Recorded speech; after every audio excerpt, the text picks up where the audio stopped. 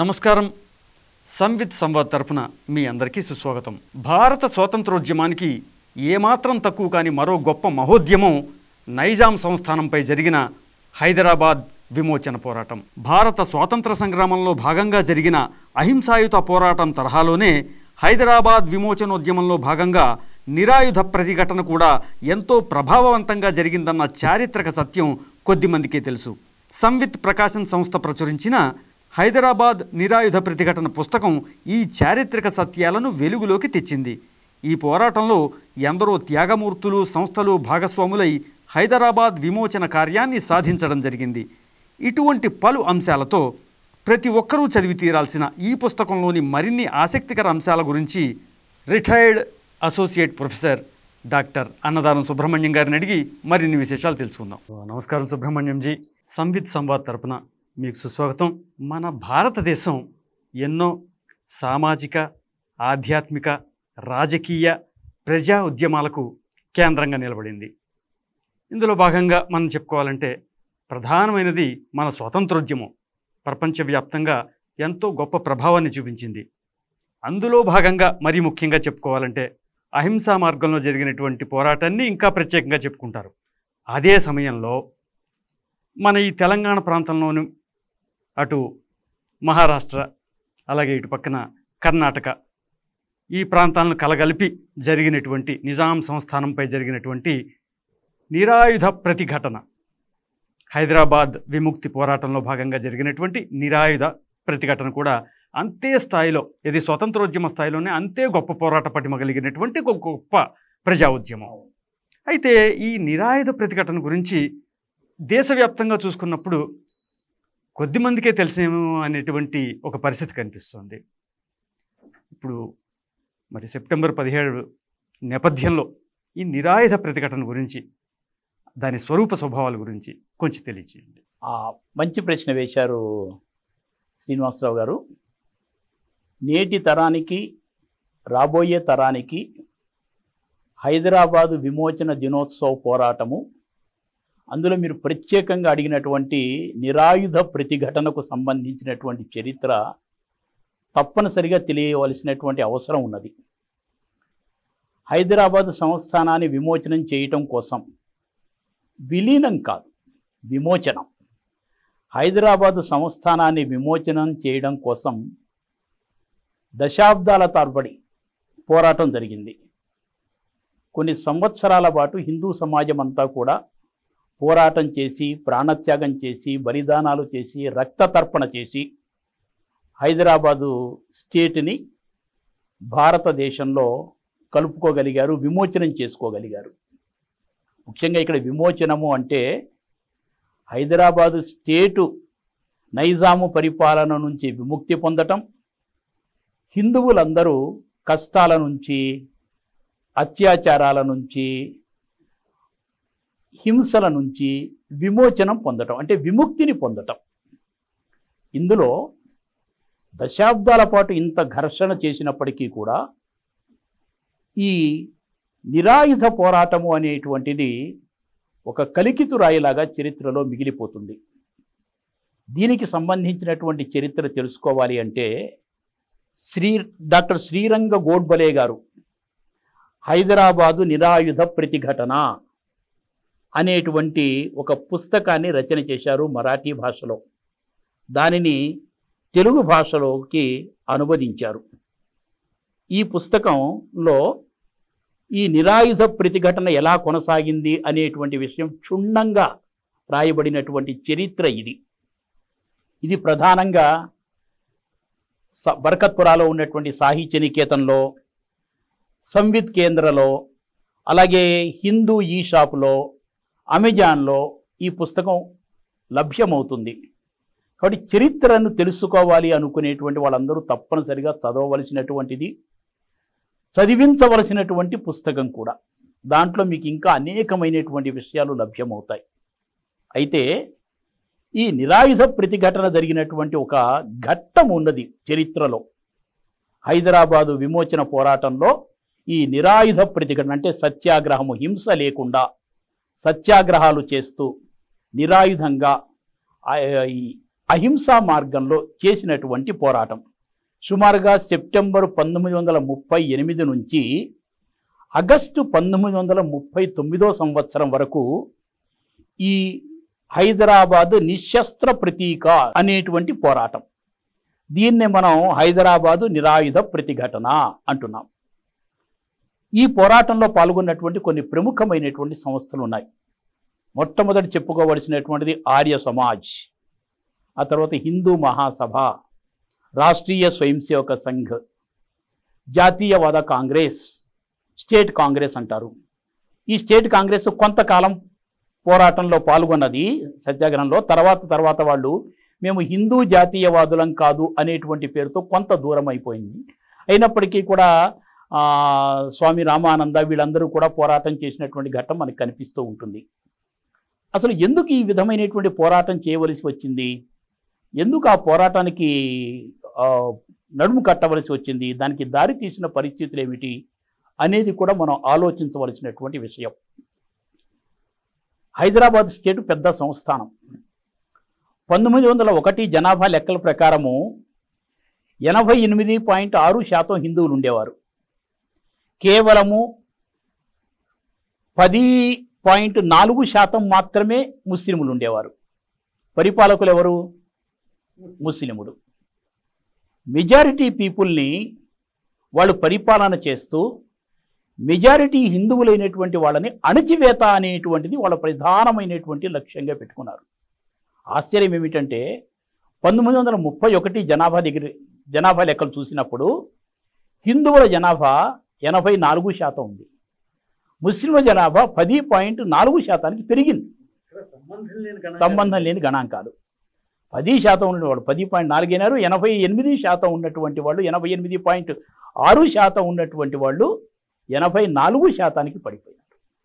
ఏమైపోయింది ఇదంతా కూడా అంటే అణచివేతలు, బలిదానాలు, అత్యాచారాలు, ఈ విధమైనటువంటి ఘోరమైనటువంటి పరిపాలన కొనసాగుతూ ఉండేటువంటిది. నిజాం దగ్గర ఒక 5 ప్రధానమైనటువంటి ఉంది. ఒకటి ఏంటంటే ఒక కార్యనిర్వాహక మండలి అనేటువంటిది ఉండేది. న్యాయ అధికారాలు కూడా ఆయన దగ్గరే ఉండేవి. చట్టాలను రూపొందించేటువంటి అధికారాలు కూడా ఆయన దగ్గరే ఉండేవి. పురపాలక సంఘాలు, తహసీల్దార్ల యొక్క పరిపాలన కానీ లేకపోతే శాసన మండలి కానీ ఏ విధమైనటువంటి అధికారాలు ఉండేటువంటివి కాదు. సర్వం సహా నిజాము రాజుదే పరిపాలన అధికారం. ఆయన ఏం చెప్తే అదే కొనసాగుతూ ఉండేది. పేరుకి మాత్రమే వ్యవస్థలు. జ్యుడిషియల్ వ్యవస్థలో 7 సభ్యులు ఉండేవాళ్ళు. అందులో 6 ముస్లిములు, ఒక్కడే హిందూ ఉంటూ ఉండేటువంటి వారు. వాళ్ళు ఏది చెప్తే అదే జరుగుతూ ఉండేటువంటిది. ఆ విధమైనటువంటి ఒక భయంకరమైనటువంటి పరిపాలన. అలాంటి పరిపాలనలో 1924 నుంచి 31వ సంవత్సరం వరకు మనం చూసినప్పుడు సంస్థలకు విరాళాలు ఇస్తూ ఉండేటువంటి వాడు నిజాము. ముస్లిములకి సంబంధించినటువంటి సంస్థలు ఏవైతే ఉన్నాయో, ముస్లిముల యొక్క అభివృద్ధికి సంబంధించినటువంటి పనులు చేసేటువంటి సంస్థలు ఏవైతే ఉన్నాయో వాటికి ఏమో అత్యధిక శాతం విరాళాలు ఇస్తూ ఉండేటువంటి వారు. హిందూ సంస్థలకి విరాళాలు ఏమాత్రము ఇచ్చేటువంటి వాళ్ళు కాదు. ఇచ్చినా కూడా ఏదో నామమాత్రంగా ఇచ్చాము అనిపించుకునేటువంటి పద్ధతిలో హిందువుల పట్ల వివక్షత అనేటువంటిది కనిపిస్తూ ఉండేటువంటిది చరిత్రలో. అలాగే మతపరమైనటువంటి విషయాలు చూడటానికి వచ్చినప్పుడు ముస్లిముల యొక్క మతానికి సంబంధించినటువంటి ఉత్సవాలు కానీ ఊరేగింపులు కానీ ఇటువంటివి ఏవి జరిగినప్పటికీ కూడా పూర్తిగా స్వేచ్ఛ, అనుమతి అది ఇదంతా కూడా ఉండేటువంటిది. హిందువులకు సంబంధించినటువంటి ఉత్సవాలు కానీ ఊరేగింపులు కానీ పండుగలు కానీ పబ్బాలు కానీ జరుపుకునేటప్పుడు తీవ్రమైనటువంటి ఆంక్షలు ఉంటూ ఉండేటువంటివి. ఏ ఒక్క చిన్న మతపరమైనటువంటి సాంస్కృతిక పరమైనటువంటి కార్యక్రమం జరుపుకోవాలన్నా హిందువులు 88% ప్రజలు ఉన్నటువంటి హిందువులు నిజాం యొక్క అనుమతితో, పోలీసు వాళ్ళ యొక్క కార్యనిర్వాహక మండలి యొక్క అనుమతితోనే వీటిని జరుపుకోవలసినటువంటి పరిస్థితి ఉండేది. ఇస్తే ఇచ్చేవాళ్ళు, ఇవ్వకపోతే ఇవ్వకపోయేవాళ్ళు. ఇచ్చినటువంటి సమయంలో కూడా ఎన్నో ఆంక్షలు పెడుతూ వాటిని అనుమతి ఇస్తూ ఉండేటువంటి వారు.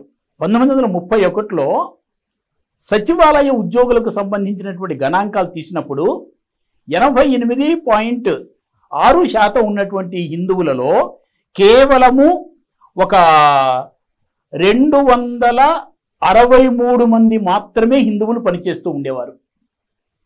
10% ఉన్నటువంటి ముస్లిములలో 864 మంది ముస్లిములు ఉద్యోగులుగా ఉండేవారు. ఎంత వివక్ష కొనసాగుతున్నది అనేటువంటిది మనకి స్పష్టంగా ఇక్కడ కనిపిస్తూ ఉన్నది.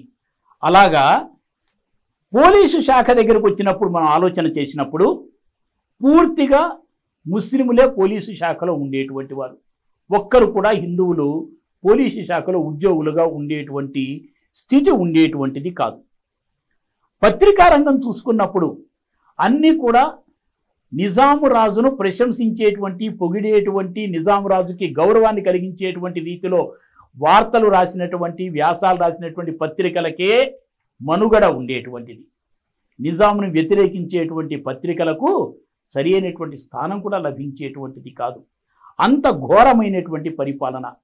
రైతులు చాలా నిరాశ పడుతూ ఉండేటువంటి వారు. పంట పండినా పండకపోయినా వాళ్ళు భూమి శిస్తు తప్పనిసరిగా కట్టవలసినటువంటి పరిస్థితి ఉండేటువంటిది.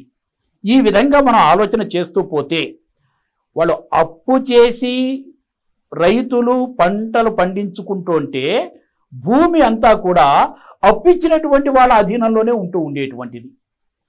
రైతులు కేవలము జీవన భృతి కోసము రెక్కాడితే కానీ డొక్కాడనటువంటి పరిస్థితిలో అంత శ్రమ చేసుకుని జీవించవలసినటువంటి పరిస్థితి ఉండేది. ఈ విధంగా ఏ రంగంలో చూసినప్పటికీ కూడా హిందువుల పట్ల వివక్ష, హిందువులను చిన్నచూపుగా చూడటము, హిందువుల యొక్క సాంస్కృతిక, ఆధ్యాత్మిక, ధార్మిక, మతపరమైనటువంటి కార్యక్రమాలకు ఏమాత్రము కూడా అవకాశం లేనటువంటి పరిస్థితిని కల్పించటం.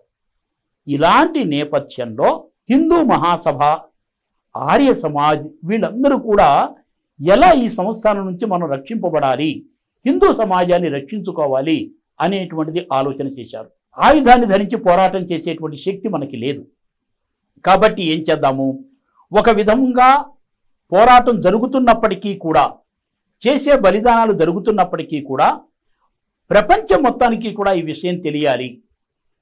సంపూర్ణ భారతదేశానికి ఈ సంస్థానంలో జరుగుతున్నటువంటి అత్యాచారాలు, ఘోరమైనటువంటి పరిపాలన తెలియాలి అనేటువంటి ఉద్దేశంతో ఒక నిరాయుధ ప్రతిఘటన అనేటువంటి కార్యక్రమాన్ని వాళ్ళు యోజన చేయటం జరిగింది.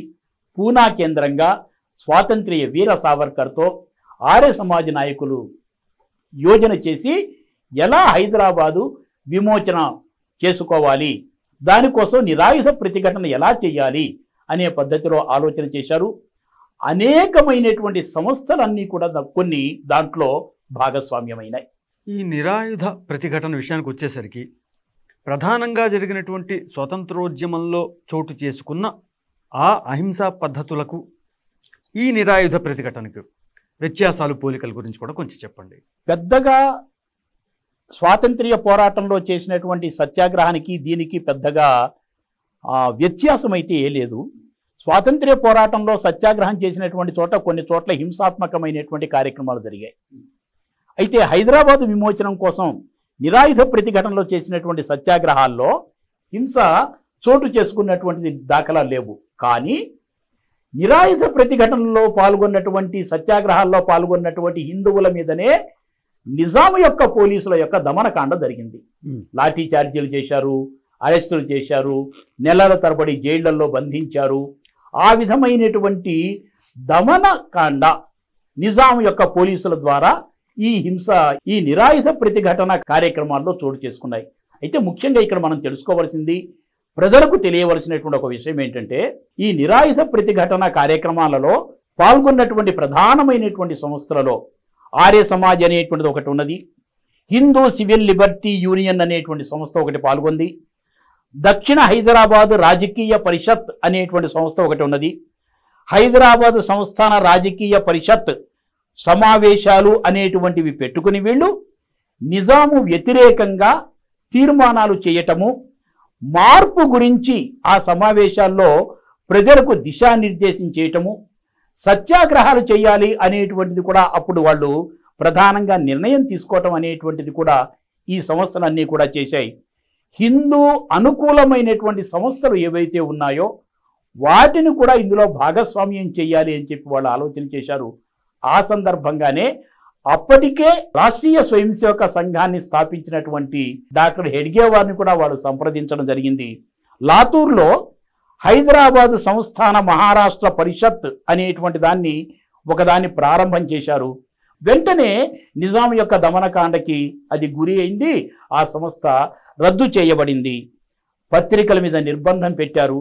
ఎందుకంటే ఆ రోజు నైజాం సంస్థానంలో మహారాష్ట్రలో ఒక 5 ప్రధానమైనటువంటి జిల్లాలు, కర్ణాటకలో 3 ప్రధానమైన జిల్లాలు, తెలంగాణలో ఒక 9 ప్రధానమైన జిల్లాలు, ఇవన్నీ కలిసి నైజాం స్టేట్, హైదరాబాద్ స్టేట్ అంటూ ఉండేవారు.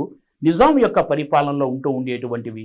అయితే ఆశ్చర్యం ఏమిటంటే సెప్టెంబర్ 17 హైదరాబాద్ విమోచన దినోత్సవాన్ని మహారాష్ట్ర ప్రాంతంలో వాళ్ళు జరుపుకున్నంత అధికారికంగా, కర్ణాటక ప్రాంతంలో వాళ్ళు జరుపుకున్నటువంటి అధికారికంగా తెలంగాణలో జరుపుకోలేనటువంటి ఒక పరిస్థితి ఉన్నది. అతిపెద్ద బాధిత పీడిత ప్రాంతమైనటువంటి తెలంగాణలో దీన్ని అధికారికంగా జరుపుకోకపోవడం చాలా ఆశ్చర్యంగా ఉంది. అది ప్రభుత్వం చేసేటువంటి ఒక సంతుష్టీకరణ విధానం కారణంగానే ఇక్కడ జరుపుకోలేకపోతున్నాం. అయితే ప్రజలందరూ కూడా దీన్ని ఆనందంగా హైదరాబాద్ విమోచన దినోత్సవం అనేటువంటి ఒక స్ఫూర్తితో, ఒక ప్రేరణతో, భావి తరాలకు ఒక స్ఫూర్తిగా జరిగినటువంటి ఉద్యమము అనేటువంటి రీతిలో ప్రజలందరూ కూడా జరుపుకుంటూ ఉన్నారు. దానికి మనం అభినందించవలసినటువంటిది. ముఖ్యంగా ఆర్య సమాజ్ తరపున శ్రీ కేశవరావు కోరుట్కర్ గారు విశేషమైనటువంటి పోరాటాన్ని చేసినట్టుగా మనకి పుస్తకంలో ప్రధానంగా ప్రస్తావించారండి. వారి గురించి మీ మాటల్లో కొంచెం తెలియజేయండి. హైదరాబాదు విమోచన పోరాటంలో ముఖ్యంగా ఈ నిరాయుధ ప్రతిఘటన పోరాట సందర్భంగా స్మరించుకోదగినటువంటి ఒక మహాజాతీయ నాయకుడు, హైదరాబాదు విమోచనం కోసం పోరాడినటువంటి వ్యక్తి కేశవరావు కోరట్కర్ గారు. మీరు మంచి ప్రశ్న వేశారు. ఆయన మహారాష్ట్రలో పర్భణి జిల్లాలో ఉన్నటువంటి ఒక గ్రామంలో జన్మించినటువంటి వ్యక్తి. కష్టపడి పైకి వచ్చాడు. లా చదువుకున్నారు, జ్యుడిషియరీలో ఎగ్జామినేషన్స్ పాస్ అయినారు. మంచి న్యాయశాస్త్రంలో ప్రావీణ్యతను సంపాదించినటువంటి ఒక వ్యక్తి. లాతూర్లో కొంత ప్రాక్టీస్ చేశారు, బాగా డబ్బు సంపాదించేవారు. అయినప్పటికీ కూడా డబ్బు మీద మోహము అనేటువంటిది ఉండేది కాదు. హైదరాబాదు ప్రజల యొక్క కష్టాలన్నింటినీ కూడా విముక్తి చేయాలి అనేటువంటి ఒకనొక ఆలోచనతో దేశభక్తి పరంగా సమాజ హితంగా ఆలోచించినటువంటి వ్యక్తి. ఎందుకు వారికి ఆ స్ఫూర్తి వచ్చింది అంటే ఆయన లోకమాన్య బాలగంగాధర తిలక్కి చాలా సన్నిహితుడు. ఒక విధంగా చెప్పాలి అంటే లోకమాన్య బాలగంగాధర తిలక్ యొక్క అనుయాయి. ఎంతటి దేశభక్తుడు అంటే చాపేకర్ సోదరుడు చాలా దేశభక్తులు, మంచి విప్లవకారులు. ఆ రోజున ఆంగ్ల దొరను వాళ్ళు చంపేసినప్పుడు వాళ్ళ కోసము ఆంగ్లేయులు వెతుకులాట ప్రారంభం చేస్తే ఆరోగ్యం బాగున్నటువంటి ఆ చాపేకర్ సోదరులకి ఆశ్రయాన్ని కల్పించాడు. ఎంత రిస్క్ తీసుకున్నాడో చూడండి. ఆంగ్ల ప్రభుత్వము నైజాంకి ఇద్దరు కూడా సన్నిహితులు వాళ్ళు. కాబట్టి ఆ నైజాము ఆంగ్లేయులతో చేసుకున్నటువంటి ఒప్పందం కారణంగానే ఆంగ్లేయులు నైజాం యొక్క మీదికి రాలా, మొత్తం నైజాం యొక్క పరిపాలనే కొనసాగుతూ ఉండేది. అలాంటి సమయంలో కేశవరావు కోరట్కర్ గారు చాపేకర్ సోదరులకు ఆశ్రయాన్ని కల్పించినటువంటి వ్యక్తి. అంతేకాదు ఆ రోజున నిజాం యొక్క పరిపాలనలో అంతా విద్యాపరంగా అన్ని విద్యాలయాలలో ఉర్దూ మీడియమే ఉంటూ ఉండేటువంటిది. 88% హిందువులు ఉన్నటువంటి రాజ్యంలో ఎక్కడా కూడా తెలుగు మీడియమో, మరాఠీ మీడియమో, కన్నడ మీడియం ఏం ఉండేటువంటివి కాదు. అలా విద్యాపరంగా కూడా ఆ విధమైనటువంటిది 1918వ సంవత్సరంలో ఉస్మానియా యూనివర్సిటీ ప్రారంభమైంది. అక్కడ కూడా ఉర్దూ మీడియమే, శాఖలన్నీ కూడా ఉర్దూ మీడియంలోనే నడుస్తూ ఉండేటువంటివి. ఇలాంటి సందర్భంలో హైదరాబాదు చేరుకున్నటువంటి కేశవరావు కోరట్కర్ గారు ఇక్కడ భారతీయ భాషలను రక్షించాలి అనేటువంటి ఉద్దేశంతో వివేకవర్ధని పాఠశాలను ప్రారంభం చేశారు 1907వ సంవత్సరంలో. వివేకవర్ధని పాఠశాలను ప్రారంభించి తెలుగు మాధ్యమంగా, తెలుగు మీడియం, మరాఠీ మీడియం, హిందీ మీడియంలలో విద్యా బోధన అనేటువంటి జరిగేటువంటి విధంగా వారు చాలా కృషి చేశారు. వామన్ రావు నాయక్ అనేటువంటి ఒక మిత్రుడి యొక్క సహకారంతో ఈ వివేకవర్ధని పాఠశాల అనేటువంటిది ప్రారంభమైంది. ఈ రోజున వివేకవర్ధని ఎడ్యుకేషనల్ సొసైటీ మనకు కనిపిస్తున్నది. అంతేకాదు గుల్బర్గాలో శ్రీ విఠలరావు దామల్గావ్కర్ అనేటువంటి ఒక మిత్రుని యొక్క సహకారంతో నూతన్ విద్యాలయ అనేటువంటిది ప్రారంభం చేసి భారతీయ భాషలలో హిందువులకు సౌకర్యంగా ఉండేటువంటి విధంగా ఒక విద్యాలయాన్ని ప్రారంభించారు. వాళ్ళకి దేశభక్తి, భారతీయ భాషల యొక్క పరిరక్షణ, ఈ విధమైనటువంటి ఒక స్ఫూర్తిని, ప్రేరణను కొనసాగిస్తూ ఉండేటువంటి ఒక గొప్ప దేశభక్తుడు. ఆయన జుడిషియరీ వీటినన్నింటినీ కూడా చూసిన తర్వాత న్యాయపరమైనటువంటి దీంట్లో ఒక హిందువు సభ్యుడుగా తప్పనిసరిగా ఉండాలి కాబట్టి నైజాము వీరి యొక్క న్యాయ ప్రావీణ్యతను అంతటిని కూడా గుర్తించడమే కాదు, ఆంగ్ల భాషలో మిగిలినటువంటి వాటిలో తీర్పులన్నింటినీ కూడా ఉర్దూ భాషలోకి తర్జుమా చేయగలిగేటువంటి, ఉర్దూ భాషలో తెలియచెప్పగలిగేటువంటి ప్రావీణ్యత కూడా కేశవరావు కోరట్కర్ గారికి ఉండేది. అందువలన వీరిని హైదరాబాదు సంస్థానంలో హైకోర్టుకి వారిని జడ్జిగా నియామకం చేశారు. అయితే హైదరాబాదులో ఈ స్టేట్లో ఆర్య సమాజ ప్రారంభం కావడానికి ఒక కీలకమైనటువంటి పాత్ర పోషించినటువంటి వ్యక్తి కేశవరావు కోరట్కర్. చాలా సంవత్సరాలు ఆర్య సమాజ్కి ఆయన అధ్యక్షులుగా కూడా ఉన్నారు. 1919వ సంవత్సరంలో ఖిలాఫత్ మూమెంట్ జరిగింది. భారతదేశ చరిత్రలోనే చాలా పెద్దనైనటువంటి ఒక అధ్యాయం, అది చీకటి అధ్యాయమే. ఆ రోజున ఖిలాఫత్ మూమెంట్లో హిందువుల మీద జరిగినటువంటి అత్యాచారాలు లెక్కలేనటువంటివి. దానికి వ్యతిరేకంగా అనేక సంస్థలు భారతదేశంలో పోరాటం చేశాయి. కేశవరావు కోరట్కర్ గారు ఖిలాఫత్ మూమెంట్కి వ్యతిరేకంగా ఉద్యమాన్ని నడిపించినటువంటి వ్యక్తి. 1919వ సంవత్సరంలో ఖిలాఫత్ మూమెంట్కి వ్యతిరేకంగా ఒక ర్యాలీ నిర్వహించవలసి వచ్చింది. ఆ ర్యాలీకి కేశవరావు కోరట్కర్ గారే నాయకత్వం వహించవాలి. సరిగ్గా అదే సమయంలో ఆ ర్యాలీ జరిగేటువంటి సమయానికి కుమార్తె యొక్క వివాహ నిర్ణయం అయింది. కుమార్తె యొక్క వివాహ నిర్ణయమైన కుమార్తె వివాహ కార్యక్రమంలో పాల్గొనకుండా ఖిలాఫత్ మూమెంట్కి వ్యతిరేకంగా జరిగేటువంటి ర్యాలీ కార్యక్రమంలో పాల్గొన్నటువంటి ఒక గొప్ప దేశభక్తుడు కేశవరావు కోరట్కర్. గొప్ప నిబద్ధత ఉంది. దేశము, దేశభక్తి, స్వాతంత్ర్య పోరాటము, హైదరాబాదు విమోచన ఉద్యమము, వీటికి ఇంత ప్రాధాన్యత ఇచ్చినటువంటి వ్యక్తి. ఔరంగాబాదు మొదలైనటువంటి ప్రదేశాలలో ఎక్కడ మత ఘర్షణలు జరిగినప్పటికీ కూడా న్యాయాన్ని కోసం పోరాడినటువంటి ఒక గొప్పనైనటువంటి దేశభక్తుడు, మంచి విద్యావేత్త. విద్యలకు సంస్కరణలు, సమాజాన్ని సంస్కరణ చేయటంలో ఒక ప్రధానమైనటువంటి కీలకమైనటువంటి పాత్ర పోషించినటువంటి ఒక ఆర్య సమాజ నాయకుడిగా కేశవరావు కోరట్కర్ చరిత్రలో మిగిలిపోయినటువంటి వ్యక్తి. మంచి అభ్యుదయవాది, అలాగే సాత్వికమైనటువంటి స్వభావం కలిగినటువంటి వారు. అలా అని దేశాన్ని రక్షించేటువంటి, సమాజ హితాన్ని సంబంధించినటువంటి కార్యక్రమాలలో రాజీ పడనటువంటి ఒక వ్యక్తి. గ్రంథాలయాలను స్థాపించటంలో, భారతీయ భాషల వైపు ప్రజలందరూ కూడా భాషలను అభిమానించేయటంలో, గ్రంథాలయ స్థాపనలో కీలకమైనటువంటి పాత్ర పోషించినటువంటి వ్యక్తి. అలాగే ఔరంగాబాదులో హిందూ ముస్లిం ఘర్షణలు జరిగినటువంటి సమయంలో హిందువుల పక్షాన, వరంగల్ టౌన్లో మత ఘర్షణ జరిగినప్పుడు హిందువుల పక్షాన నిలబడినటువంటి వ్యక్తి కేశవరావు కోరట్కర్. ఆ సమయంలో 1924వ సంవత్సరంలో గుల్బర్గాలో మత ఘర్షణలు జరిగినప్పుడు అక్కడ ఫ్యాక్ట్ ఫైండింగ్ కమిషన్ వేసినప్పుడు కేశవరావు కోరట్కర్ గారే దానికి కమిషనర్గా వెళ్ళారు. వాస్తవాలు ఏమిటి, సత్యం ఏమిటి అనేటువంటిది నిర్భయంగా వెల్లడి చేసినటువంటి ఒక వ్యక్తి. మంచి విద్యాభిమాని, విద్యావేత్త. వారి స్మారకార్థం, వారి సంస్మరణార్థం వారి కుమారుడు వినాయకరావు విద్యాలంకార్ తండ్రి గారి యొక్క సంస్కరణను, తండ్రి గారికి విద్య పట్ల ఉన్నటువంటి అభిమానాన్ని సమాజంలోకి తీసుకువెళ్ళాలి అనేటువంటి ఉద్దేశంతోనే 1940వ సంవత్సరంలో నారాయణగూడలో Keshava memorial educational society, Vinayakrao Vidyalankar గారు తన తండ్రి స్మారకార్థము కేశవ మెమోరియల్ ఎడ్యుకేషనల్ సొసైటీ అనేటువంటిది స్థాపించారు. ఈ రోజున 11 విద్యా సంస్థలతో అది విరాజిల్లుతున్నది. ఆ విధంగా కేశవరావు గారి యొక్క పాత్ర చాలా అమోఘమైనటువంటిది, స్ఫూర్తిప్రదమైనటువంటిది. ఆ రోజున ఆర్య సమాజ నాయకుల్ని నడిపించడంలో కూడా ఆయన చాలా ప్రముఖమైనటువంటి పాత్రను పోషించారని చెప్పవచ్చు. ఈ తండ్రి కొడుకులు ఇద్దరు కూడా చాలా విశిష్టమైనటువంటి వ్యక్తిత్వంతో ఎంతమందికో ప్రేరణగా నిలిచారండి. అవునండి. సరే, అదే సమయంలో మన వీర సావర్కర్ గారి హిందూ మహాసభ కూడా గొప్పదైనటువంటి కాంట్రిబ్యూషన్ చేసింది ఈ పోరాట క్రమంలో. దాని గురించి కూడా తెలియదు.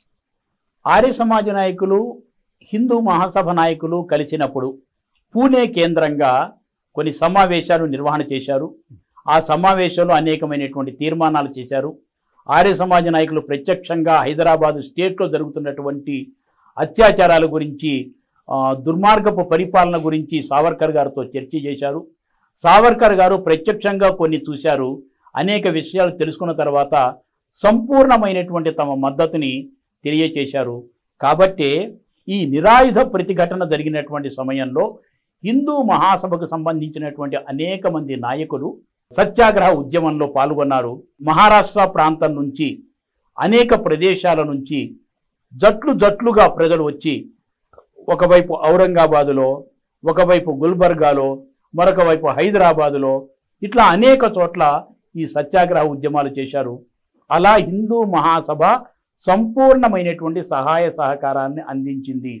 ఒకవైపు ఆర్య సమాజ్ కార్యకర్తలతో అనేకమైనటువంటి బృందాలను తయారు చేసుకుంటూ సత్యాగ్రహానికి సమాయత్తమైతే, హిందూ మహాసభ తన కార్యకర్తలందరినీ కూడా ఈ పోరాటం కోసమని చెప్పి షోలాపూర్, ఔరంగాబాద్, పూణే, ఇక్కడ ఇన్ని ప్రదేశాలలో కూడా, గుల్బర్గా, హైదరాబాదు, వీటన్ని ప్రదేశాల్లో కూడా బృందాలను పంపించి సత్యాగ్రహాలు చేయించారు. అదే సమయంలో రాష్ట్రీయ స్వయం సేవక సంఘ నిర్మాత డాక్టర్ హెడ్గేవార్ని కూడా వాళ్ళు సంప్రదించడం జరిగింది. సంఘ స్థాపకులు డాక్టర్ హెడ్గేవార్ సంపూర్ణమైనటువంటి సహాయ సహకారాలను కూడా అందించినటువంటి చారిత్రక ఉదాహరణలు మనకి కొనుగోలుగా కనిపిస్తున్నాయి.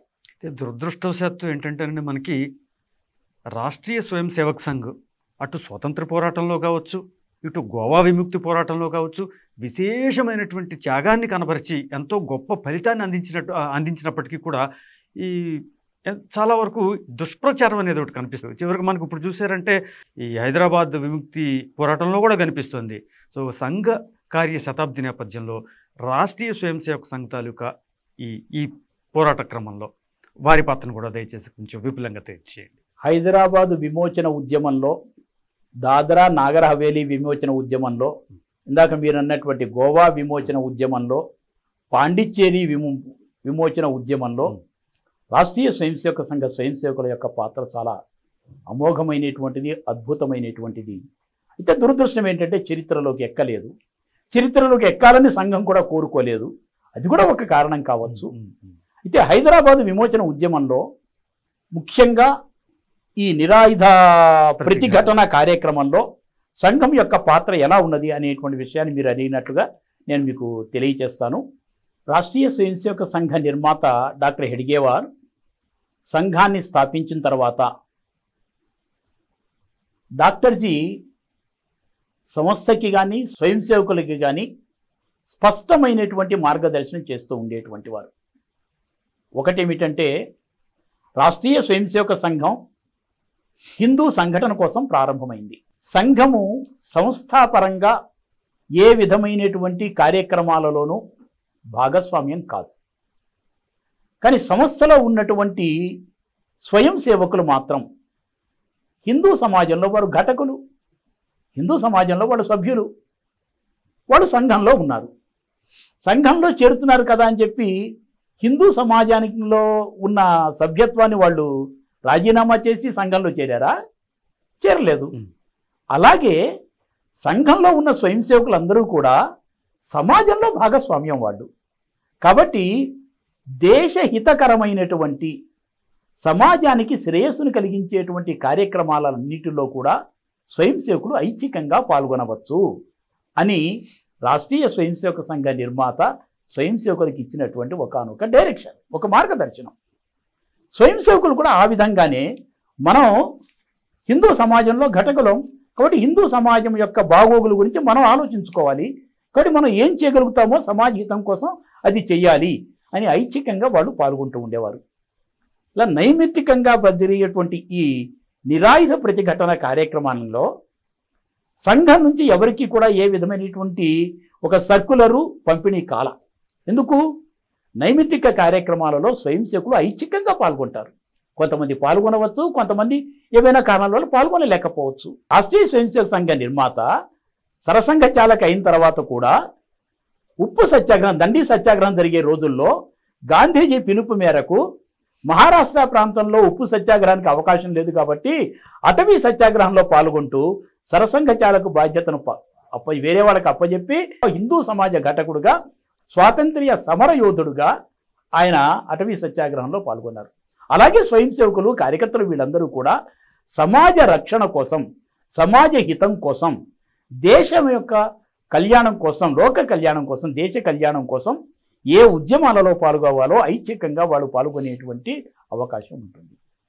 ఇదే స్ఫూర్తితో, ఇదే ప్రేరణతో అనేక మంది సంఘ కార్యకర్తలు, స్వయం సేవకులు బృందాలుగా, జట్లుగా వాళ్ళు నిరాయుధ ప్రతిఘటన కార్యక్రమాలలో, సత్యాగ్రహాల్లో పాల్గొన్నారు.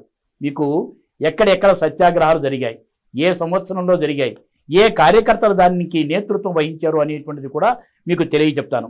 ఔరంగాబాదులో దత్తాత్రేయ దేశపాండే అనేటువంటి ఒక ప్రముఖమైనటువంటి న్యాయవాది, సంఘ స్వయం సేవకు హైదరాబాద్కి వందలాది మందిని తీసుకువెళ్ళి హైదరాబాద్లో సత్యాగ్రహాన్ని చేశారు. అందులో చాలామంది, ఆ సత్యాగ్రహానికి నేతృత్వం వహించినటువంటి వ్యక్తి దత్తాత్రేయ దేశపాండే గారు. 17 నవంబర్ 1938 సంవత్సరంలో నాగపూర్ నుండి మొట్టమొదటి జట్టు బయలుదేరింది. అది ఔరంగాబాదులో వాళ్ళు సత్యాగ్రహాన్ని చేశారు. అందులో స్వయం సేవకులు పాల్గొన్నారు. 27 నవంబర్ 1939 సంవత్సరంలో అకోలా, వరహాడ్ నుంచి హైదరాబాదుకి సత్యాగ్రహం కోసం వెళ్ళారు. అక్కడ సత్యాగ్రహంలో పాల్గొంటే నిజాం యొక్క పోలీసులు చావచితం కొట్టి వాళ్ళని పంపించారు. అందులో స్వయం సేవకులు ఉన్నారు. 5వ తారీఖు డిసెంబర్ రోజున డాక్టర్ పరాంజపే నాగపూర్ నుండి ఒక బృందాన్ని తీసుకొచ్చారు. అందులో 22 మంది సత్యాగ్రహులు ఉంటే ఆ 22 మందిలో 12 మంది స్వయం సేవకులు, 18 నెలల పాటు జైలు శిక్షను అనుభవించినటువంటి వారు. అలాగే 13వ తారీఖు ఫిబ్రవరి 1939 సంవత్సరంలో మధుకర్ ఘుయి అనేటువంటి ఒక కార్యకర్త, అంటే ఈ నిరాయుధ ప్రతిఘటన కార్యక్రమానికి నేతృత్వం వహించినటువంటి వ్యక్తి 20 మందితో ఆయన ఒక జట్టు తీసుకువెళ్ళి సత్యాగ్రహం చేస్తే అందులో 10 మంది స్వయం సేవకులు ఉన్నారు.